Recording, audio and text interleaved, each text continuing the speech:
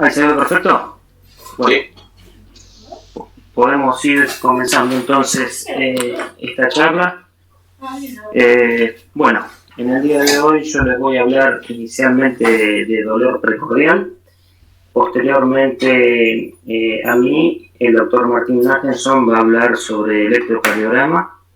Y mañana vamos a terminar este módulo y vamos a hablar a las 19 horas de tratamiento del infarto agudo del miocardio y estrategias de reperfusión. Bien, entonces, para comenzar, sobre el dolor torácico hay muchas cosas para decir inicialmente. Lo primero que podemos decir es que se trata de un problema común en nuestra práctica clínica y es un motivo de consulta muy frecuente en todas las guardias médicas, y podemos estimar en un 10% de todas las consultas que se realizan a la guardia general son debidas a dolor precordial. Frente a un paciente con dolor precordial, ya se nos presenta una primer disyuntiva, una primer estrategia que debemos adoptar.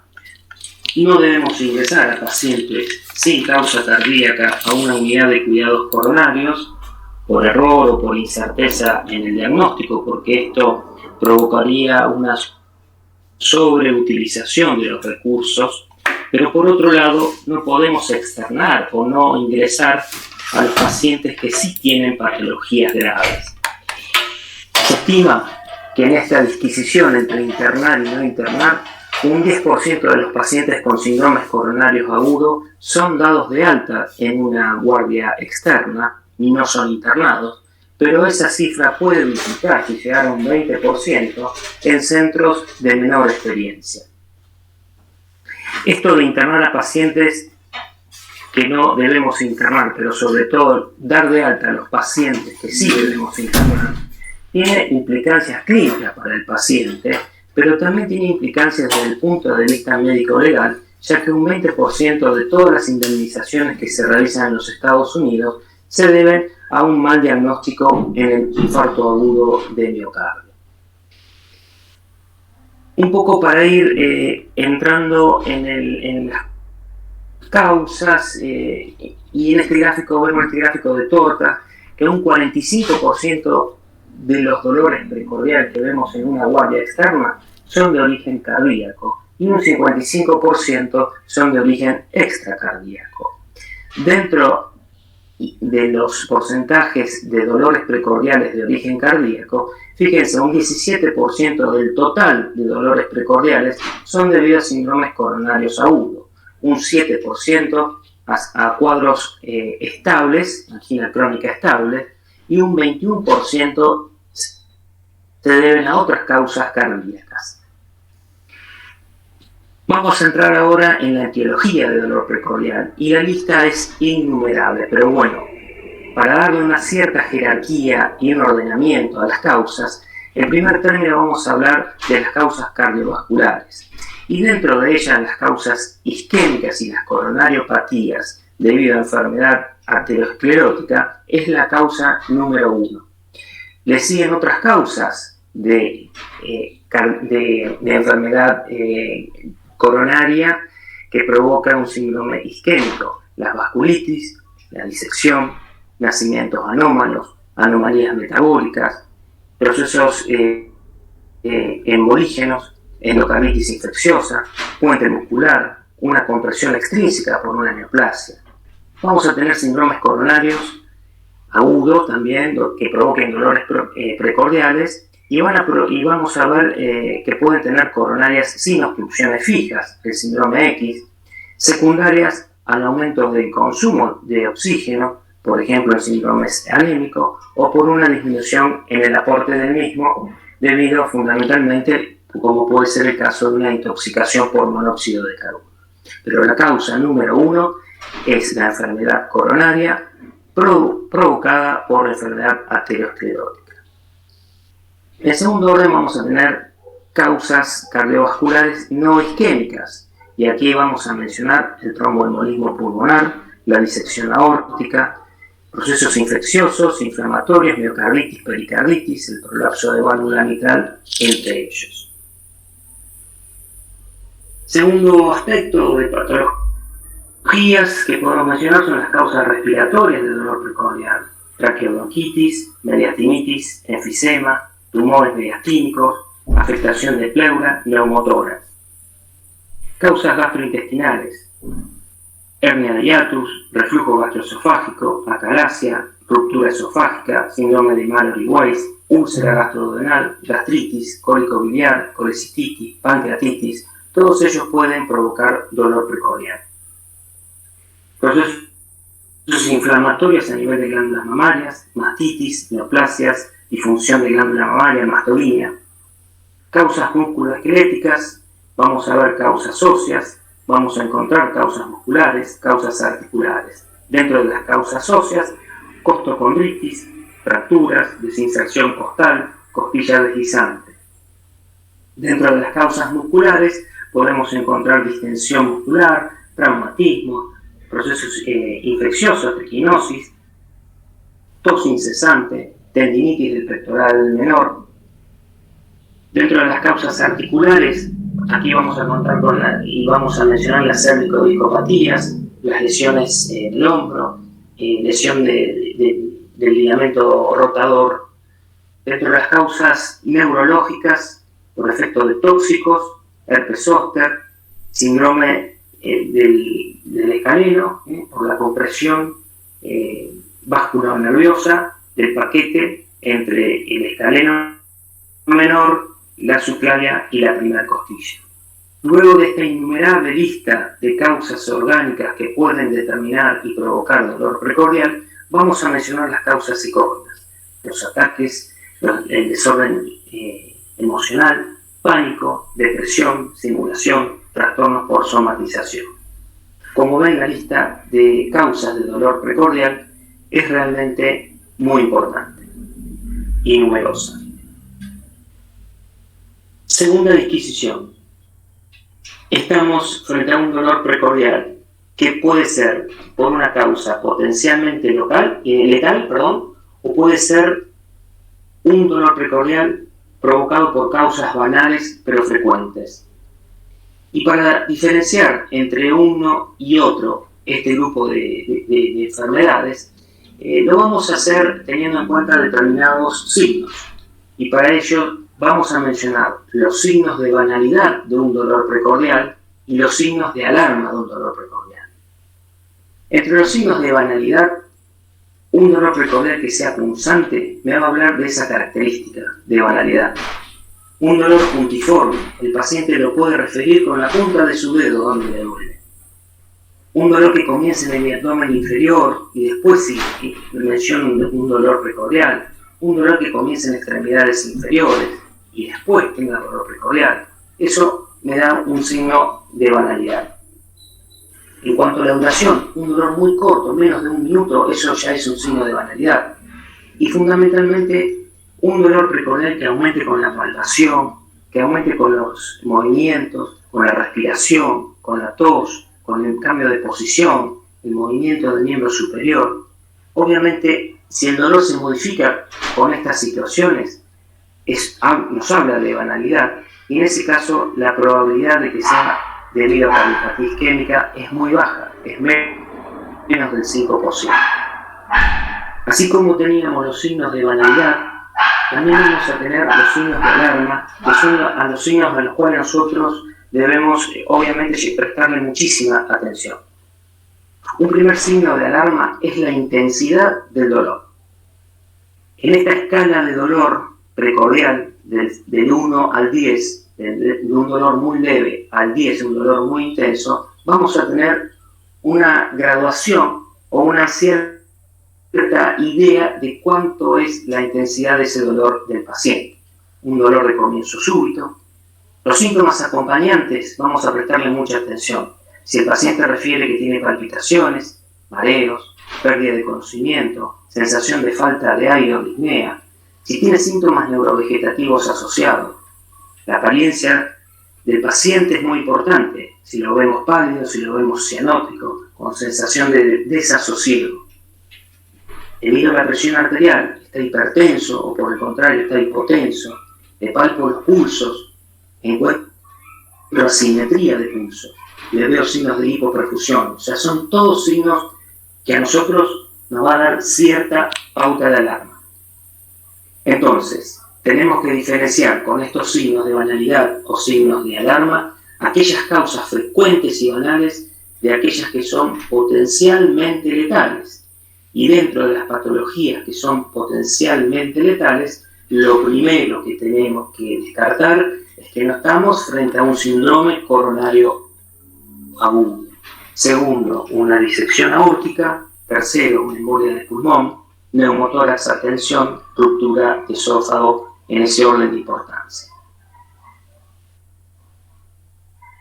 Estos síndromes coronarios agudos, ¿por qué lo tengo que tener muy presente en una guardia en un paciente que ingresa con dolor precordial? Primero, porque son muy frecuentes, dijimos que hay un 17% de las causas de dolor precordial en las guardias, y porque son letales. Segundo, es importante arribar rápidamente al diagnóstico. ¿Por qué? Porque la precocidad con la cual yo le hago el diagnóstico tiene implicancias en el tratamiento. Y un tratamiento iniciado precozmente en un síndrome coronario agudo, por ejemplo, con elevación del segmento de ST, tiene impacto en la sobrevida de ese paciente. Si bien, y sabemos que el diagnóstico de un síndrome coronario agudo a veces puede ser muy difícil, sobre todo en las primeras horas, pero tengo que tener en mente que lo primero que voy a descartar, si estoy dentro de los dolores precordiales con signo de alarma, pensar en un síndrome coronario agudo. ¿Cómo voy a hacer el diagnóstico de un síndrome coronario agudo? Lo primero que voy a hacer con el paciente, si me ingresa descompensado, obviamente van a ser primero medidas iniciales de estabilización.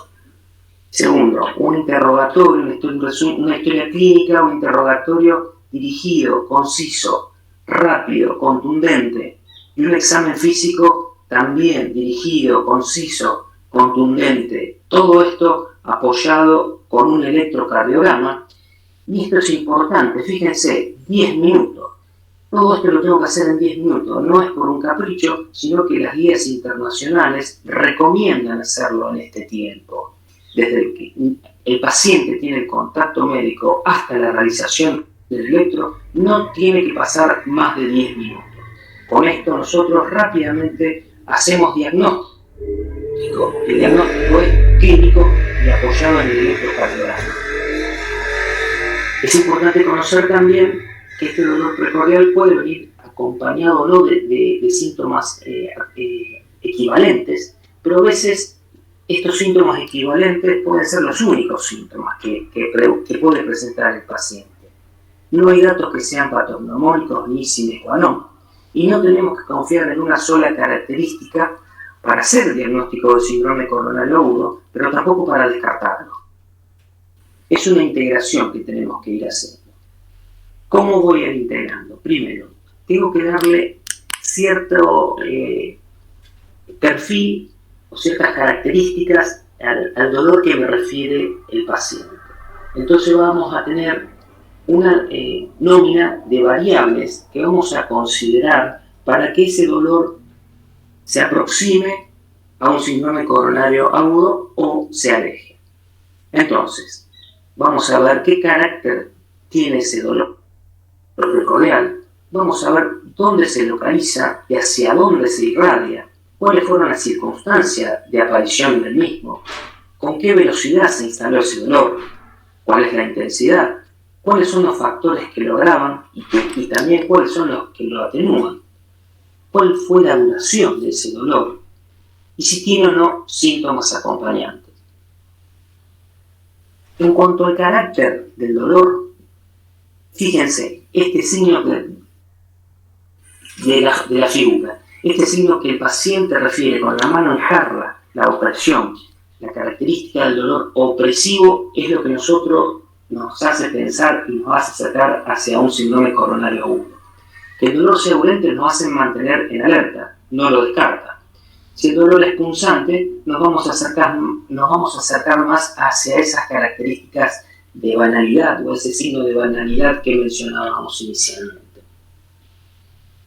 En cuanto a la localización, el dolor lo más frecuente es que comience en precordio izquierdo, que se irradia hacia hombro izquierdo, cara interna del brazo izquierdo, puede irradiarse hacia precordio derecho, hombro derecho, cara interna del brazo derecho, puede irradiarse hacia región periumbilical, cuello y mandíbula. Nunca por encima de la misma, nunca a nivel de los trapecios. ¿Cuáles fueron las circunstancias de aparición del dolor precordial? Apareció en el esfuerzo, cuando implica un aumento en el consumo de oxígeno. Eso me hace pensar más en un cuadro crónico. Si aparece en circunstancias de reposo, obviamente el diagnóstico de un síndrome coronario agudo es lo que primero voy a pensar. ¿Con qué velocidad se instaló ese dolor? ¿Es un dolor que rápidamente adquirió su máximo o lo hizo en forma gradual y con el correr de los minutos? ¿Cuál es la intensidad? Un poco ya lo hablamos anteriormente. La escala del 1 al 10, de lo más leve a lo más intenso. Eso es muy importante para cuantificar el dolor. ¿Qué es lo que lo exacerba? Todo aquello que aumente el consumo de oxígeno lo va a exacerbar. El ejercicio, la actividad sexual, la digestión, las emociones, cigarrillo. ¿Qué es lo que lo va a calmar? El reposo, la nitroglicerina. Nunca lo va a calmar el dolor coronario, nunca se va a calmar con el cambio de posición, con la respiración, con la dilución. ¿Cuál es la duración de ese dolor precordial? Y hay algunos números que es importante tenerlo presente. Nunca va a ser menos de 1 minuto, pero tampoco va a ser 72 horas seguidas de dolor precordial, un cuadro coronario. Es raro que una angina de pecho dure más de 20 minutos, pero si dura más de 10 minutos, puedo pensar y debo pensar en infarto agudo de miocardio. ¿Cuáles son los síntomas que acompañan a ese dolor precordial? Voy a tener síntomas que pueden estar asociados a insuficiencia cardíaca, disnea, sensación de falta de aire, mareos, astenia, síntomas neurovegetativos, sudoración fría, palidez, náuseas, vómitos, deseo defecatorio, palpitaciones, sensación de muerte inminente. Estos síntomas neurovegetativos a veces no van a figurar como acompañantes del dolor precordial. A veces pueden ser la única manifestación de un síndrome coronario agudo. Entonces, en esto de caracterizar al dolor precordial, en esta curva, fíjense, cuanto más característica tenga de lo típico, más me voy a aproximar al diagnóstico certero de un síndrome coronario agudo. Pero esto de interrogatorio le tengo que sumar elementos para que mi diagnóstico sea realmente de mayor peso. Entonces, y repito, no debemos confiarnos en una sola característica para hacer o descartar el diagnóstico de infarto de síndrome coronario agudo. Entonces tengo que valorar otras cosas. ¿Cuáles son las otras cosas que tengo que valorar aparte de toda la caracterización que hicimos sobre el dolor precordial? Tengo que pensar y analizar si el paciente tiene además enfermedad coronaria conocida. Es un paciente, por ejemplo, que ustedes les menciona que tiene una angioplastia previa, que tiene stent colocado, ustedes lo ven y le ven la cicatriz de una esternotomía o de una safenectomía en la pierna, le menciona que tiene bypass previo, le menciona que tuvo una internación previa por un infarto agudo de miocardio. O sea, ahí ya tenemos al paciente catalogado como que es portador de una enfermedad coronaria conocida. Pero a veces no es conocida esa enfermedad coronaria, pero puede ser posible. Y acá es lo que ustedes tienen que encuadrar al paciente si tiene además enfermedad vascular periférica. Sabemos que la enfermedad vascular es una enfermedad sistémica. Entonces, si un paciente está amputado, tiene antecedente de una angioplastia en miembro inferior o tiene antecedente de un bypass periférico, eso me puede hacer pensar que así como tiene enfermedad en las piernas, también la puede tener a nivel coronario. Lo mismo si tiene enfermedad carotídea. Ustedes le le ven la cicatriz de una arterectomía carotídea o le menciona que tiene un stent carotídeo. Entonces ese paciente tiene enfermedad coronaria posible, tiene enfermedad de las piernas, tiene enfermedad a nivel de las arterias carótidas, las puede tener a nivel coronario también. Entonces eso tiene que hacerles pensar a ustedes que ese dolor precordial puede ser de origen coronario. Otra cosa que tenemos que valorar en esto de integrar los datos y la caracterización del dolor, si tiene enfermedad coronaria conocida, si tiene enfermedad coronaria posible, son los factores de riesgo que tiene el paciente. En esta larga lista de factores de riesgo, la hipertensión arterial, la diabetes, los trastornos lipídicos, el tabaquismo, si tiene antecedentes familiares de enfermedad coronaria, hoy por hoy el abuso de drogas, la cocaína, un factor de riesgo muy importante, la insuficiencia renal crónica, la elevación de la homocisteína. Entonces, a la caracterización que le hicimos inicialmente del dolor precordial, le voy a sumar todos estos elementos de enfermedad coronaria posible, de enfermedad coronaria probable, de factores de riesgo. Entonces, si reúne muchas de esas características y el dolor se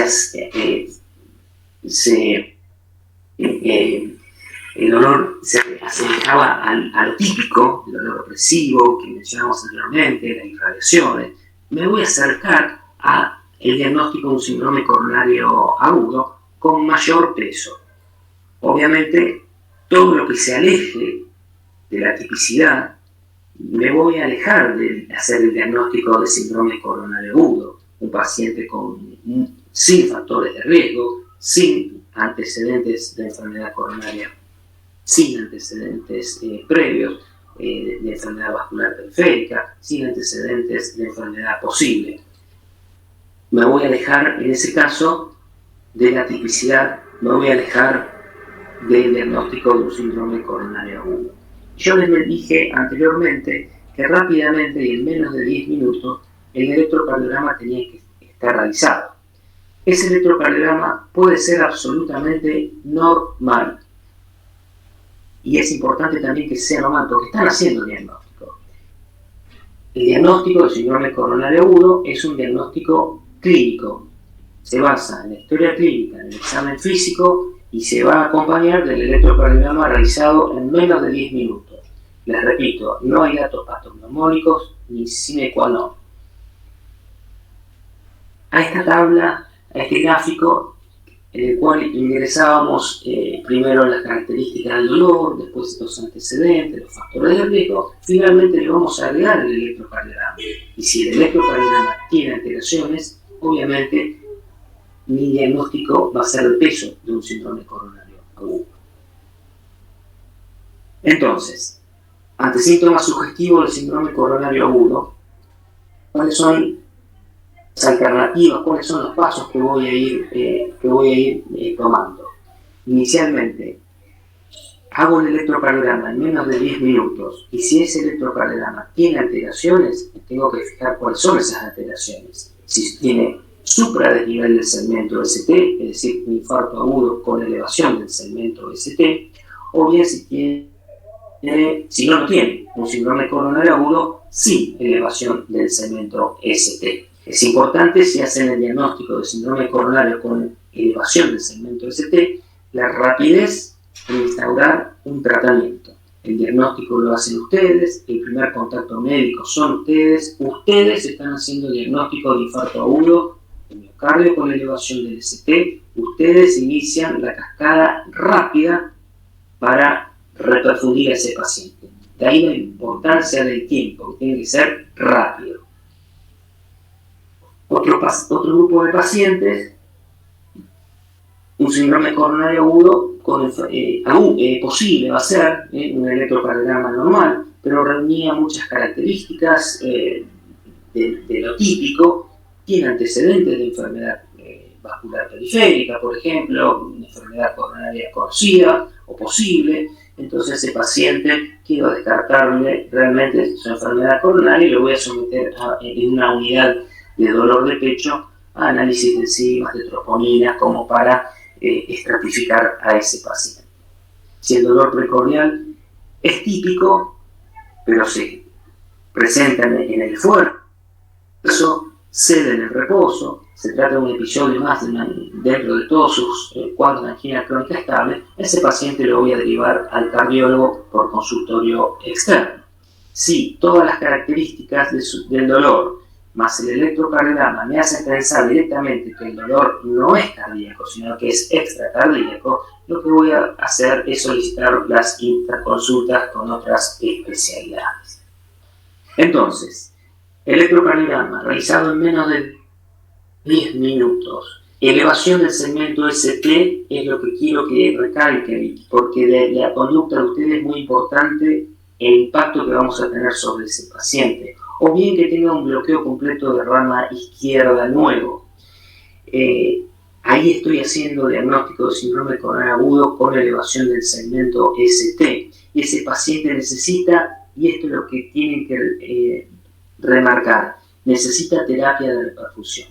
Esa terapia de reperfusión va a estar marcado un poco por el lugar en el cual están trabajando ustedes. Si ese paciente y ustedes están en un centro donde tienen hemodinamia y rápidamente puede estar en la sala de hemodinamia, ese paciente va a ir a hemodinamia para realizarse una angioplastia primaria y reperfundir la arteria responsable del infarto. Si están en un lugar donde no tienen hemodinamia, la distancia es importante y el tiempo es importante. Si ustedes fueron el primer contacto médico, ese paciente puede ser derivado a un centro con hemodinamia si puede estar en menos de 120 minutos. Si no está en menos de 120 minutos en un centro con hemodinamia y ustedes tienen una unidad coronaria, una unidad polivalente, una unidad de terapia intensiva, deben infundirle trombolíticos para hacer reperfusión medicamentosa. Si tengo criterios de reperfusión, ese paciente en menos de 24 horas después tiene que ser derivado para completar la revascularización mediante hemodinamia, pero si tengo criterios clínicos de no reperfusión, ese paciente debe ser enviado rápidamente para una angioplastia de rescate. Algunas medidas iniciales que ustedes tienen que tomar en la guardia una vez que ya hicieron el diagnóstico, obviamente en el reposo, para calmar algo del dolor del paciente, la ansiedad, que puedo administrar morfina, nitrito sublingual, aspirina, 250 miligramos masticada, de ser posible. Le voy a colocar una vía periférica, de ser posible, en el miembro superior izquierdo. Esto es por una comodidad, por si el paciente después es enviado a un centro en el cual se haga intervención coronaria percutánea, angioplastia primaria. Voy a monitorear al paciente. Tengo que monitorizarlo porque en las primeras horas, en los primeros momentos, el paciente puede tener una complicación del infarto agudo del miocardio, puede tener una fibrilación primaria y necesito desfibrilarlo. Vamos a medir la saturación, lo voy a revestir, lo voy a preparar. Todo tiempo que ustedes puedan ganar en una guardia es importante en lo que llamamos el tiempo del sistema, es decir, el tiempo desde que el paciente tiene el primer contacto médico hasta que nosotros le podemos abrir la arteria en una sala de hemodinamia. Entonces, todo lo que se puede hacer para mejorar los tiempos para el paciente, obviamente, bienvenido sea. Y como les mencioné anteriormente, activar código rojo. O sea, síndrome coronario agudo con elevación del segmento ST es un código rojo, no puede haber demoras. Y para eso tengo que iniciar, de acuerdo a donde esté, las estrategias de reperfusión medicamentosa o bien vía hemodinamia a través de una angioplastia primaria. Para ir resumiendo, primero, tener en mente las causas isquémicas. ¿Por qué? Porque las causas isquémicas matan al paciente, son potencialmente letales y también son frecuentes. Después tenemos otras causas potencialmente letales a corto plazo, como pueden ser el tromboembolismo pulmonar o la disección aórtica. Tengo que descartar otras causas orgánicas y para analizar finalmente, y después del largo listado que les mencioné de causas orgánicas, el aparato psíquico del paciente. A modo de conclusión, El dolor precordial es un motivo muy frecuente de consulta en todas las guardias médicas.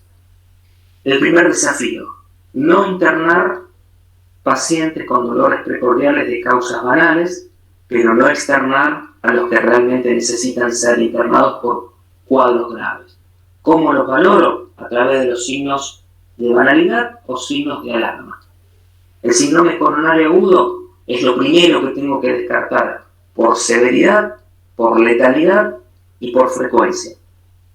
Acuérdense que no existen datos patognomónicos, que el diagnóstico lo hacen ustedes, que el diagnóstico es clínico y rápido, enfermedad actual, antecedentes, apoyado con un electrocardiograma realizado en menos de 10 minutos del paciente, ustedes lo vieron en la guardia. Ese electrocardiograma que ustedes hicieron es el electrocardiograma que guía el tratamiento del paciente. De la rapidez con la cual se instaura el tratamiento, vamos a tener impacto en la sobrevida de ese paciente, a corto y a largo plazo. Síndrome coronario agudo con elevación del segmento ST, derivación de emergencia, código rojo para reperfusión. Muchas gracias por su atención y espero que hayan seguido la charla con gusto. Bueno, muchas gracias, Cristian. Espero que haya entendido bien. A los chicos que quieran hacer alguna pregunta, alguna consulta, si por favor levantan la mano y le damos un rato a eso. Yo tengo una pregunta. El tema de las enzimas, ¿con qué frecuencia se pide en la guardia o cómo es ese tema? Bueno, ¿cómo es tu nombre? Ulises. Ulises. Si vos seguiste con atención la charla, en un solo caso yo mencioné las enzimas. Ustedes no hacen diagnóstico de infarto agudo con elevación del ST por las enzimas. Ustedes seguían de la anamnesis, del examen físico y del electrocardiograma. Si tiene elevación del ST, derivan a un centro con hemodinamia para angioplastia primaria. O bien derivan a una unidad coronaria para reperfusión con trombolíticos streptokinasa. Las enzimas, la troponina, las voy a pedir fundamentalmente en ese paciente que tengo una alta sospecha de que el dolor sea de origen coronario. Con un electrocardiograma normal, sin elevación del ST, en el cual lo someto a una unidad de dolor de pecho, donde en pocas horas le hago una serie de estudios, seguimiento de electro, seguimiento de enzimas, de troponina, para cuantificar si existe o no daño del músculo cardíaco para que ese paciente finalmente se interne en una unidad coronaria o no. Pero ustedes, las enzimas, las troponinas en la guardia, no tiene que ser prioridad. La prioridad de ustedes es el electrocardiograma en 10 minutos. Y van a ver después en la charla posterior de Martín Nagenson el diagnóstico del supradesnivel del segmento ST. Él les va a mostrar para que ustedes sepan hacer el diagnóstico y de ese diagnóstico que hacen ustedes guíen el tratamiento sin pedir laboratorio, sin pedir enzimas. Las enzimas no les van a definir nada en ese momento. A ustedes lo que les define en ese momento y en esos 10 minutos es el electrocardiograma. Bien, espero que esté respondida la pregunta. Si puedo sumar, estamos hablando de síndrome coronario agudo con supradesnivel del ST y por eso las enzimas no juegan ningún rol. Si estuviésemos ante una situación sin supra, ahí es otro cantar y hay otros protocolos y otras formas a seguir, pero en este caso en particular, ya con el supradesnivel me parece que fue bien clara la respuesta de Cristo. ¿Alguna otra pregunta?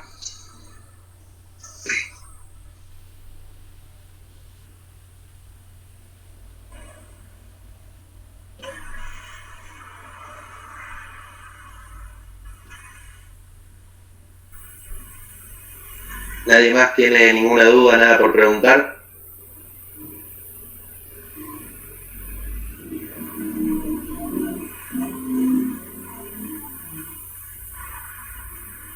Muy bien. ¿O fue muy clara la charla, Cristian, o están un poco tímidos acá los? Sí. los estudiantes. Bueno, espero que le haya quedado claro a dónde apuntamos con esto. Esto es al dolor precordial, al síndrome coronario, y dentro de los síndromes coronarios, el síndrome coronario agudo con elevación del segmento ST. Porque del accionar de ustedes depende que ese paciente tenga o no las medidas iniciales para el tratamiento del infarto agudo de miocardio rápidamente. Y es eso lo que queremos inculcarle. El rápido accionar de ustedes tiene relevancia en la sobrevida del paciente. Profe, yo tengo una duda. Sí. Si yo pido un laboratorio y las enzimas me dan normales, ¿no? Ahí es cuando yo tengo que hacer la prueba de la troponina.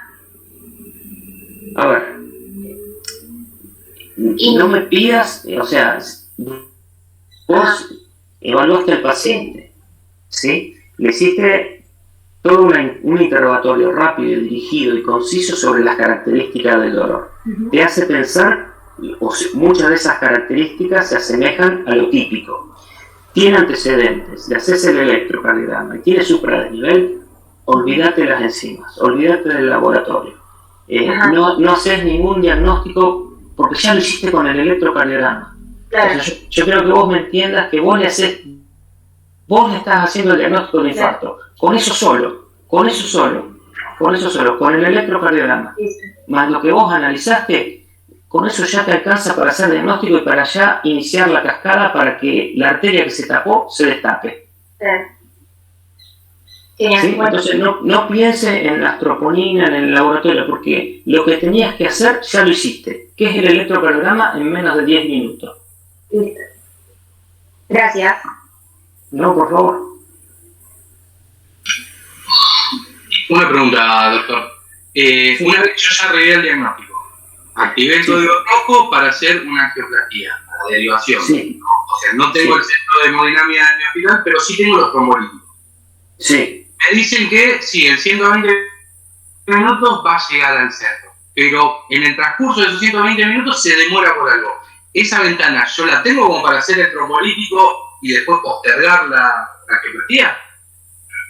A ver, si vos garantizás si vos primero fuiste el primer contacto médico, porque a veces te sucede que el paciente no tuvo otro contacto médico, viene de otra guardia de otro lado, y te llega vos y vos ya no sos el primer contacto médico. Entonces todo el tiempo que transcurrió entre el primer contacto médico y vos cuenta, y ya te sacó minutos de esos 120. Nosotros tenemos que tener 120 entre el primer contacto médico y la reperfusión y la angioplastia. ¿Sí? Si vos fuiste el primer contacto médico, ahí ya tenés esos 120 minutos. Pero vos no tenés que garantizar que el paciente te llegue en 120 minutos a la sala de hemodinamia. Si no lo podés garantizar, ese paciente se va a beneficiar. Que vos, en el centro en el cual estás, le hagas los trombolíticos en la unidad coronaria y después, de acuerdo si tiene o no criterios de reperfusión, valorás si lo tenés que enviar rápidamente y después de la infusión de los trombolíticos, o bien si tenés 24 horas después para completar la revascularización. Pero vos tenés que tener una garantía de que vos fuiste primero el primer contacto médico y que ese paciente después te llegue siendo vos el primer contacto médico en menos de 120 minutos a la sala de hemodinamia. Claro, o sea, yo siendo el primer contacto, si tengo la ambulancia en la puerta, que sé que lo subo y parte, sí. Bien. Ahora, si tengo que llamar por teléfono y esperar, no. Me juego más por el trombolítico si lo tengo. No, y después veo. Esperar no tenés que esperar nada. O sea, vos ahí tenés que actuar rápidamente. Vos sos el que inicia el código rojo. Activás, llamás de hemodinamia, derivación. Hemodinamia, sala disponible, listo. Garantizado en menos de 120 minutos. Si no te podés garantizar eso, si no tenés la ambulancia en la puerta, si tenés que pedir una ambulancia y no te pueden asegurar que esa ambulancia te va a llegar rápido y que esa ambulancia después va a llegar al centro de hemodinamia en menos de 120 minutos, trombolizarla. Trombolizarla y después vemos. Trombolizarla y después vemos. Vos le abrís la arteria con el trombolítico. Si tiene criterio clínico de repercusión, después tenemos para derivarlo igualmente en las primeras 24 horas. Y nosotros después le vamos a completar igualmente con una angioplastia de tratamientos. pero vos le abriste y le salvás músculo al menos. Claro, ¿sí? claro. Y si ese trombolítico no me da repercusión, yo ya tengo activado. Vos me lo mandás a hemodinamia y vamos a entrar en el concepto ya no de la angioplastia primaria. Vos ya le hiciste trombolítico. Se va a llamar angioplastia de rescate. De rescate. Bien. ¿Está respondido? Sí, uno no invalida. No. Uno complementa al otro. Por eso depende mucho en el lugar donde están trabajando. Si están trabajando en un hospital a 170 o 200 kilómetros de la ciudad de Rosario, donde no se garantiza el traslado en menos de 120 minutos, trombolizarlo allá.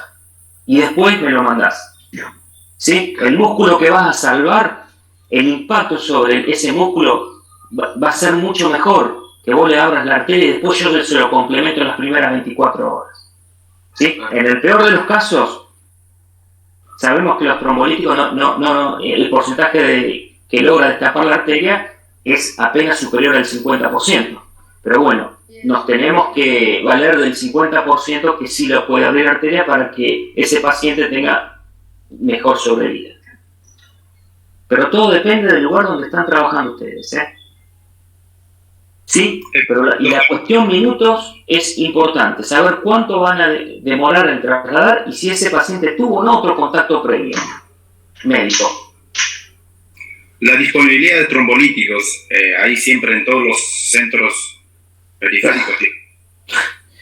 Mirá, los trombolíticos deberían existir en todas las unidades de terapia intensiva o polivalente y en todas las unidades coronarias de todo el país.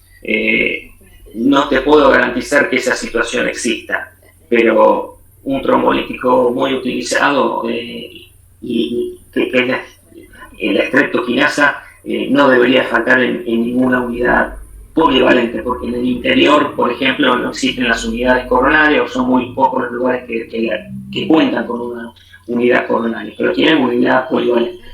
Todos esos centros deberían tener para el tratamiento del infarto agudo al menos trombolíticos.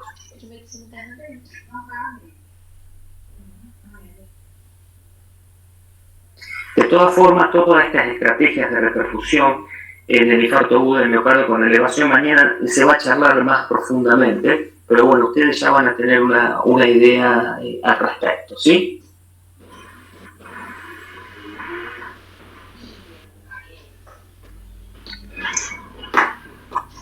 Muy bien, chicos, ¿alguna pregunta más?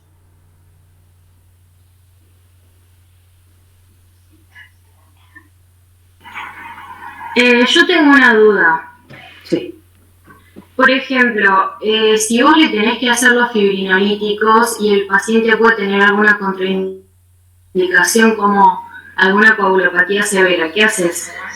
A ver, esta charla, o sea, los trombolíticos lo van a hacer la gente de la unidad de terapia intensiva o lo va a hacer el cardiólogo si están en una unidad coronaria. Yo lo que quiero es que ustedes, como médicos de una guardia general, tengan ese rol importante que van a jugar, que es hacer el diagnóstico. O sea, esta charla apunta a que ustedes hagan el diagnóstico en una guardia general de infarto agudo del miocardio. Después, si alguno de ustedes también tiene que hacer la reperfusión, bueno, en ese momento se van a valorar las contraindicaciones absolutas o relativas para ver si ese paciente puede recibir streptokinasa o bien si asumo el costo de la derivación en tiempo, de la derivación hacia un centro de hemodinamia. Pero la charla más que nada es para las guardias externas. Ustedes los primeros trabajos que van a tener, el primer choque que van a tener es en una guardia externa con pacientes con dolor precordial. Y nosotros lo que queremos recalcarle y queremos darle importancia a que ustedes hagan el diagnóstico del síndrome coronario agudo con elevación del segmento ST. Bueno, listo, gracias. ¿Bien? Doctor, Sí. la ventana de las 2 horas para la realización de ay, no me sale del stent, ¿sí? Sí. Es desde el Primer contacto. primer contacto, independientemente A la del repercusión. dolor. A ver, Desde el comienzo del dolor hasta la apertura de la arteria transcurre todo un tiempo. Todo ese tiempo transcurrido se llama tiempo de isquemia total. ¿Sí? A su vez, ese tiempo de isquemia total tiene distintos subtiempos. ¿Cuáles son esos subtiempos? Un primer subtiempo es el tiempo que nosotros llamamos tiempo del paciente. Ese tiempo se compone y se cuantifica desde el momento que le empezó el dolor hasta el momento en que el paciente es visto por el primer médico. Y ese se llama primer contacto médico. ¿Sí? En este tiempo de isquemia, a ese tiempo del paciente le vamos a sumar el tiempo del sistema, que es ahí donde entran en juego ustedes, desde el primer contacto médico hasta que nosotros le abrimos la arteria. Ustedes van a actuar primero, nosotros vamos a actuar último, porque vamos a ser en la sala de hemodinamia quienes vamos a estar abriendo la arteria.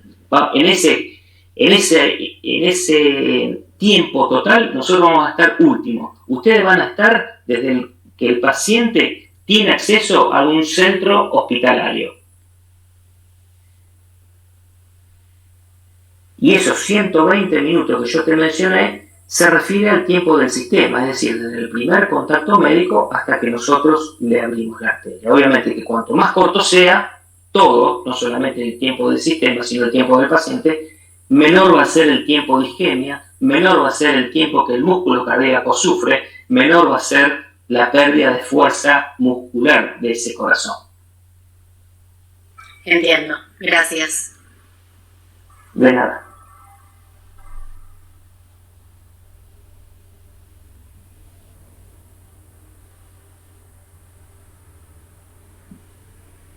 Doctor, yo tengo una consulta. Sí. Dentro del manejo inicial, cuando se aplican los nitratos, la morfina, de ser necesario el oxígeno, si el paciente está en un contexto de insuficiencia cardíaca, ¿se puede utilizar algún tipo de betabloqueante nosotros desde la guardia? Mira, los betabloqueantes en el infarto agudo del miocardio se utilizan a veces en forma endovenosa. Y cuando el paciente ya está en la unidad coronaria, cuando es sometido a la terapia de reperfusión farmacológica. Nosotros nos conformamos que ustedes hagan todas estas medidas iniciales y que rápidamente activen el código rojo. Bien, perfecto. O sea, la aspirina sí. La aspirina sí, dénsela. Preparen al paciente para que nosotros perdamos menos tiempo a la hora de llegar a la sala, porque a veces nos llegan a la sala pacientes que están completamente vestidos, entonces se pierde tiempo, y ese tiempo ustedes lo podemos ganar cuando el paciente está con ustedes en la guardia general y esperando que la ambulancia lo lleve hacia un centro con hemodinamia. Muchas gracias. No, de nada. Mañana igual tienen una clase específica del manejo Exacto. del síndrome coronario agudo, el manejo farmacológico. Exacto. A las 19 horas tratamiento del infarto agudo del miocardio mañana.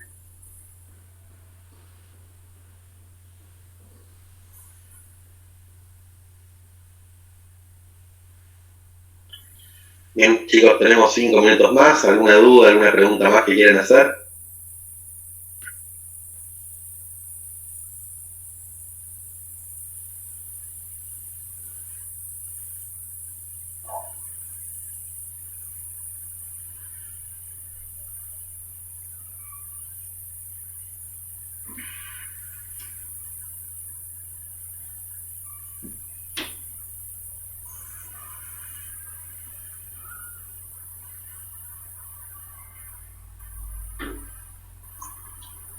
Bueno, Cristian, si te parece, cortamos acá, le damos un ratito a esperarlo a Martín, yo cuando se conecte.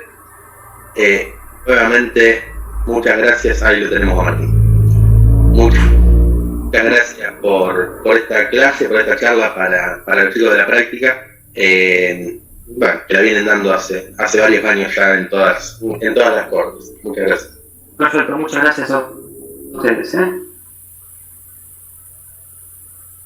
Bueno, Martín, anda por acá.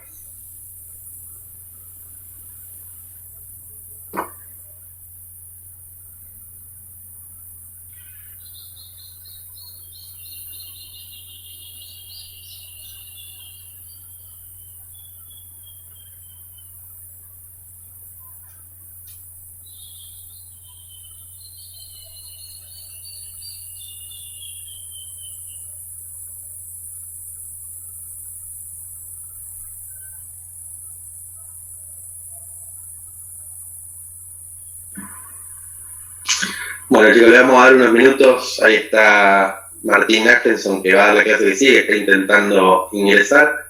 Apenas ingrese y esté acomodado, damos la siguiente charla.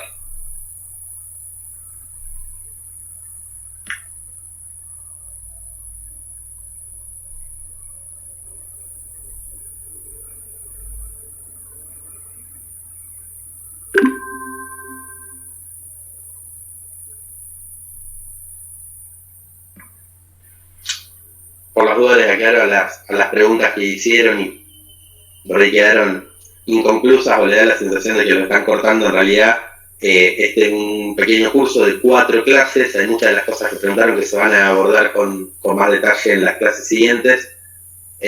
Por eso Cristian no avanzó en determinadas cuestiones. Y por otro lado, porque es un seminario de síndrome coronario agudo con supradesnivel del ST y está orientado a esa patología en concreto, sobre todo por la alta morbimortalidad que tiene y las falencias que se han visto durante varios años en lo precoz del abordaje de estos pacientes y en la llevación oportuna. Esto trata de apuntar a ello porque es muy importante. Después hay muchos detalles sobre fármacos, sobre indicaciones, contraindicaciones, un montón de cosas que ustedes no van a manejar en la guardia y está apuntado a eso, a médicos de guardia. Por eso por ahí, en vez de contestar y entrar en detalles que pueden hacer perder la esencia y lo más importante es que preferimos tratar de ser más explícitos con lo que estamos abordando que específicamente eso.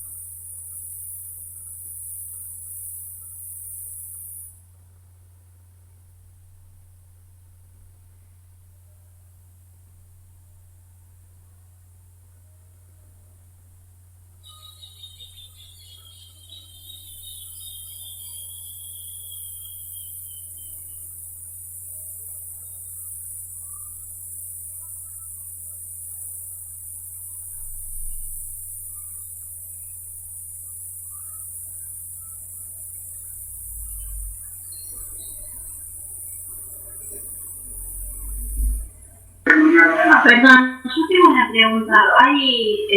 ¿Hay otro link para la clase de electrocardiograma? ¿Nos quedamos acá o vamos a la pregunta? No, les pedí al principio que se queden acá porque nosotros pasamos las 4 clases y nos armaron 4 links y en realidad son 2 días consecutivos. Así que ya lo tenemos ahí a